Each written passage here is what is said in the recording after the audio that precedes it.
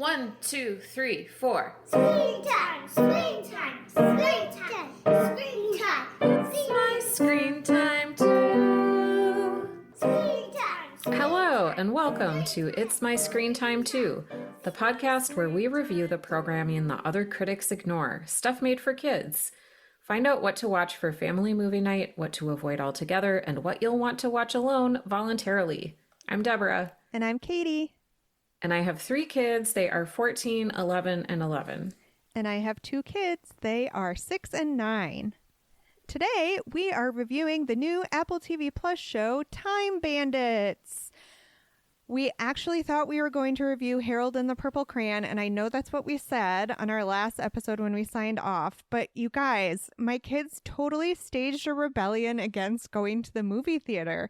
We've been going to the theater so much this summer that my kids got sick of it. Like, I failed to account for how new it was, particularly to the 5-year-old, now 6-year-olds. And he's kind of, temporarily at least, over it. So I couldn't motivate them to go see Harold and the Purple Crayon. Maybe we'll review it when it comes out on a streamer. Actually, I feel like that's probably what this movie is better suited for anyway. I don't know what your take is on that. I haven't seen it yet, but I'm looking forward to seeing it. I think it looks really cute. But listeners, if you have seen it, let us know what you thought. Yeah. Are you going to see it in the theater then, Deborah? Possibly. Right. I don't think I understand your kids' reluctance to go to a movie. I will always go to a movie. It's just like maybe it doesn't fit time-wise into my calendar. That was the only barrier. Yeah, I think too we could have definitely pushed it with the older one, but I just think going to the movies is still so new to the 5-year-old and it's like a big That's attention so funny. commitment that he actually looks at it as a little bit of a burden. That's so funny. All right, well, that's neither here nor there. Back to Time Bandits. Why are we reviewing it other than the fact that my kids didn't want to go to the theaters to see Harold and the Purple Crayon? Well, Apple TV's efforts in kids programming have been mostly good. I mean, thinking of the ones we've reviewed just on this podcast, things like Ghost Rider, the new Fraggle Rock episodes, the new Snoopy episodes, Jane, which was a new one we really liked, Harriet the Spy, even Pretzel and the Puppies. We've been just generally pleased with their stuff, even though somehow, as is the case with Apple TV as a streamer across the board, they're somehow still flying under the radar for most people. This show in particular looks super out there, and we thought it might be a good one for our older and maybe more discerning kids to actually like watching with us, because while its main character is a tween, it's kind of looks like it's been made with a bit of an older audience in mind. So we were excited to give it a try. So as I said, this is an Apple TV Plus series. It dropped its first 2 episodes on July 24th, and new episodes in this 10-episode first season have been dropping 2 at a time weekly after that. That said, we only watched the first 2 episodes for our review. The series was created by Jermaine Clement and Taika Waititi, perhaps best known for What We Do in the Shadows. Family audiences would definitely recognize Jermaine Clement's voice from his role in Moana. And, interestingly enough, his turn as the villain in Harold and the Purple Crayon, the movie that we are not reviewing today. And Taika Waititi from the most recent Thor movies in the MCU. The duo can I interrupt you? He also directed and produced Res Dogs, one of my favorite television shows. I just have to put that up top. Of course. They both obviously have an extremely high pedigree in the grown-up movie space. I don't know. I haven't watched Res Dogs with my kids, but yes, that was an excellent show. Oh, you're doing kids stuff. I'm a dummy. No, not at all. They have an extremely solid comedy track record across the board. This show is actually a TV adaptation of a 1981 British fantasy film, also called Time Bandits, which was co-written, produced, and directed by Terry Gilliam, best known to me, child nerd, as member of the Monty Python Flying Circus Troupe and director of Monty Python and the Quest for the Holy Grail, which remains a favorite movie of mine to this day. The original movie stars an absolute murderer's row of talent. It's got Sean Connery, John Cleese, Shelley Duvall, who recently left us. R.I.P. Shelley Duvall, we love you. I have never seen it, but it seems like a case of adapting a truly beloved cult classic, which, as we know from years on this podcast, is a dangerous undertaking as you have to placate existing fans while bringing new viewers on board. Super jazzed to see how this works in this context. Short plot summary, according to IMDb: an unlikely alliance forms between a band of thieves and Kevin, an 11-year-old history buff, as they embark on a perilous mission to save Kevin's family and the world. So, middling stakes. Did you like it? I did like it. What did you think? I liked it too. I mean, I'm an admitted history buff, and I just love shows that celebrate nerdy kids. Of course. Are you kidding? Oh, of course. Of course. Yeah. Had you seen the original movie before or even heard of it? I had never even heard of it. Can you watch it now? Is it available to stream anywhere? Oh, wow. This is maybe something I could look up and throw in the show notes because I did not look that up beforehand. Me neither. That's okay. Okay, but you haven't seen it either. I haven't. So we're both going into this with fresh, unbiased eyes. We both liked it, but why don't you start off by telling me why this isn't for grown-ups? What makes it too much of a kid's show for us to grab onto? The thing that I would criticize about the pilot episode is that it jumps into the history time travel portal really immediately. Mm-hmm. Like there's no, I don't know, they give like some characterization of Kevin and Kevin's family and like how he doesn't fit in the world, but then like all of a sudden he opens his wardrobe and they're in the portal and there's no like I don't know, I kind of wanted a little bit more like Narnia transition where it's like, oh, first there's fur coats and then there's fir trees and like, oh, what's happening? But it was like, bam, he's in a different time. That was a little bit abrupt, and I thought some of the transitions were kind of abrupt, but I thought that was maybe because it's tailored more to kids and they're trying to pack so much stuff into these episodes. I would put to you that perhaps Kevin, as a child of the 21st century, already has all that mental backlog. He's read Narnia. He knows. Mm-hmm. So, like, to a certain extent, when a child opens his wardrobe in the year of our Lord 2024 and sees that all is not normal, like, he's just going to go for it. He knows what's up. Yeah. He doesn't have to wonder and like curiously push through fur coats. He has been half expecting this every time he's opened a wardrobe his entire life. That's true. That's a good point. Why isn't this made for grown-ups in your opinion?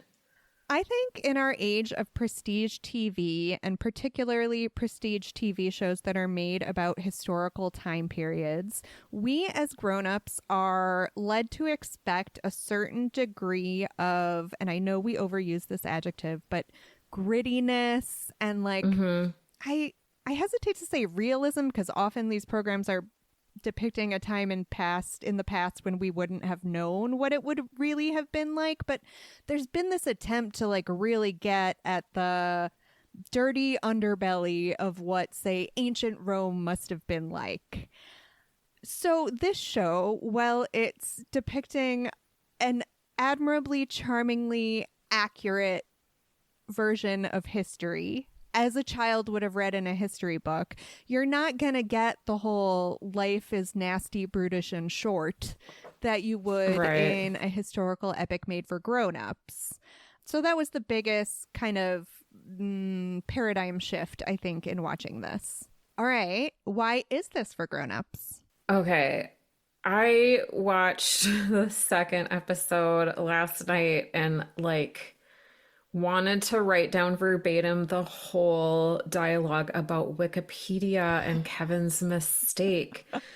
And I just thought that the information literacy and the educational, not the educational like historical facts, but the educational point about the problem of secondary sources and trusting the narrative of like the explorer plunderer vantage point was like, I mean, that just spoke directly to what I'm looking for from all media, and I never get, and it was so good. I I loved it so know. much. We're like a little bit niche in that we've got like our librarian background, and that speaks directly to us. But I think like any parent or person who's cares about educating the youths will love that part of it. Yes, it spoke to your grown-up heart and your librarian heart. I love that. And then there's just like a ton of funny stuff. Like Kevin is adorable, and like the Time Bandits themselves are really funny, and just it's an astounding production because they go to all these places, and like there was a lot to love here about Time Bandits. Yeah, and I know I just got done with a whole thing about how it's historical periods brought to life in a way that's going to appeal to children. It's still fun to see all of those moments, and you as a grown-up are still going to get a lot more of them than your kids will, which I found appealing. I am not a history buff, and my kids, we watched it as the first episode as a family, and like my kids were getting way more of the historical allusions than I am. And they all know a lot about Greek mythology too. So in my case, it was flipped. I love that. Your kids are, as we always point out, older than mine. So that probably also helps with their historical knowledge base. Hmm. Should we get into the weeds a little bit? Sure. What were the cast and character standouts for you? Was there anyone you particularly loved or hated? Kevin's terrible parents. Oh. I don't know if those actors are big in England. I'm guessing not, because they were kind of like character actors. Like they looked like kind of frumpy mid-30s parents. And I wonder, is this so to me they looked and sounded and acted like they were straight out of a Roald Dahl book. That's exactly what I wrote down. They were Roald Dahl caricatures all the way. Yeah, so is that more of an expansive thing in British literature and media? Or are they getting inspiration from Roald Dahl? I haven't watched enough British media to know if that's like a thing, or if Time Bandits, I think we need to watch like the original Time Bandits. I don't know. Are parents in Monty Python horrible people too? I guess I don't. And when I reach back in my mental catalog for like Monty Python sketches that were formative, I can't think of very many that involve a parent-child dynamic. Yeah. That's interesting. I didn't even think of the fundamental Britishness of it. Oh gosh, but they're so funny. They're so mean to Kevin. Oh. And they're so like they're the scene where they're like on the couch watching the television, explaining to Kevin what texting is, and then they're like texting each other. It was hilarious. Yeah, yes. They were very funny. They made me very sad. Hmm. Without giving too many spoilers, I guess the one flip that made it not totally Roald Dahl-esque was that at the end of the second episode, something happens to imperil Kevin's parents. And Kevin is very concerned about saving his parents. Where I feel like if this were a Roald Dahl novel, the kid would just be like, look, they've been awful to me my whole life. I'm moving on to someone better who's going to appreciate how awesome I am. Right. How about the other famous people in the cast? The Band of Thieves is led, although not led because they're all fundamentally equals, by Lisa Kudrow, who we love, obviously, as late Gen X, early millennial people who grew up watching Friends. But we last saw her in the kids movie that we loved, Better Nate Than Ever. So it's nice to see her back in the kids show space. She was very endearing to me. It was interesting because she plays a character that's not very nice. And so my kids were like, ooh, I don't like her. Mm-hmm. And I was like, what do you mean? But then I realized I'm watching her as Phoebe playing this character. I'm not watching her. And they're just watching an actor play a character. Yeah, you have all this like residual goodwill built up towards the actress. Mm-hmm. And also clouding my judgment in that way was Charlene Yee, who plays like the The comic psychologist? relief. Yes. I don't think I'd seen her since Knocked Up. It's been a hot minute. I know, and she plays a character very similar to the knocked up character. I mean, I think that's her shtick, and that was hilarious. I could have watched more. I wished that she had more lines. I was actually thinking it was really nice to hear her speaking like a grown up with grown up vocal intonation. So I didn't immediately think it was that similar to her Knocked Up character, but it was definitely good to see her. The little boy who plays Kevin is so charming and wonderful, so I'm excited to get to see him for the rest of the season. Anyone else from the cast stand out to you? I really liked the Mayan queen. Yeah, she was really good. And I love how the translation hats give everybody the same slang. That was great. And kind of adds to the comedic element of it without being deliberately like punchliney. Right. Which leads us very nicely to our thoughts on the writing. What did you think of the writing on the series? I thought the dialogue was great. I think it's very imaginative. Gosh, I really need to see the original because I want to see how closely it sticks to that script and how it compares. What did you think of the writing? I liked how the humor isn't sweet, but it's gentle, if that distinction makes sense. Like, it doesn't feel saccharine, and everything is delivered in a very, like, deadpan manner, but it doesn't feel mean-spirited, which is, I think, something that a lot of quote-unquote family shows that are made with an eye towards also appealing to adults can kind of veer onto the side of being a little mean in its humor with the assumption that the kids just won't get it.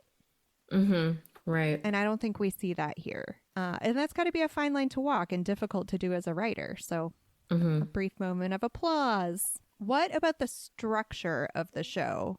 Each episode's main adventure is capped with a scene or two with pure evil or the supreme being. So the adventure isn't broken up.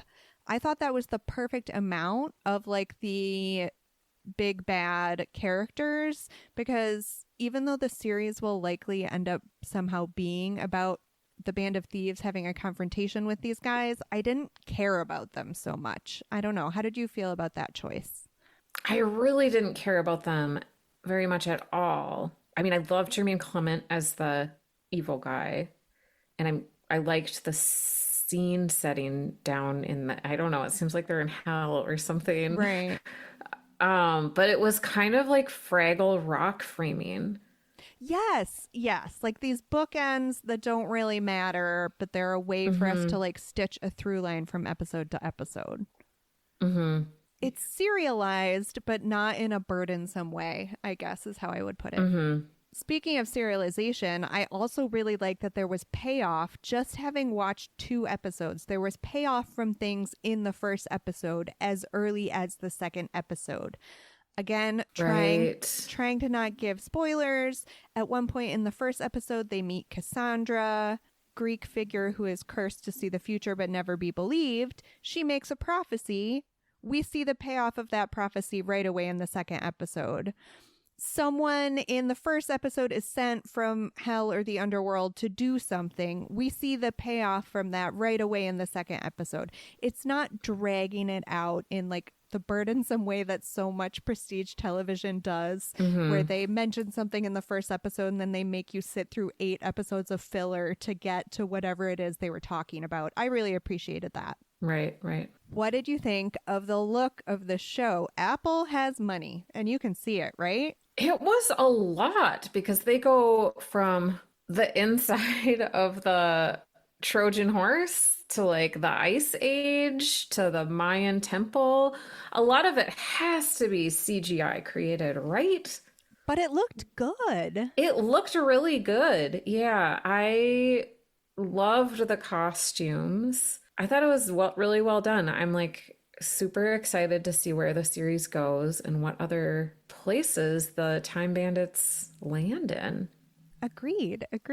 So let's talk a little bit about whether this is family friendly. or watchable for our kids. What, in your opinion, makes this good or okay for kids? So, when I was doing research for the show, I looked around for rating information and I wasn't really able to find it at that time. I know in the past on the pod, we've kind of bemoaned the fate of the true family show, which was such a stalwart of our growing up. Namely, that we would just all sit down in front of one of the sitcoms that was on at the time, be it a Roseanne or a Cheers, and we would all just watch it as a family because that is what was on. And we weren't Right. overly concerned with whether it was edifying to the children or like whether every single moment of it was appropriate for children. And how I still really value those moments from my childhood, and you still really value those moments. So I just think it's got to be good for kids to see the whole family engaging in something without, I think, the falseness that can come with even the most genuine enthusiasm a grown-up is showing for a preschool show. Like, Right. there is a little bit of that, I am co-viewing this with you, child, because I know I'm supposed to, and we're supposed to share this special experience.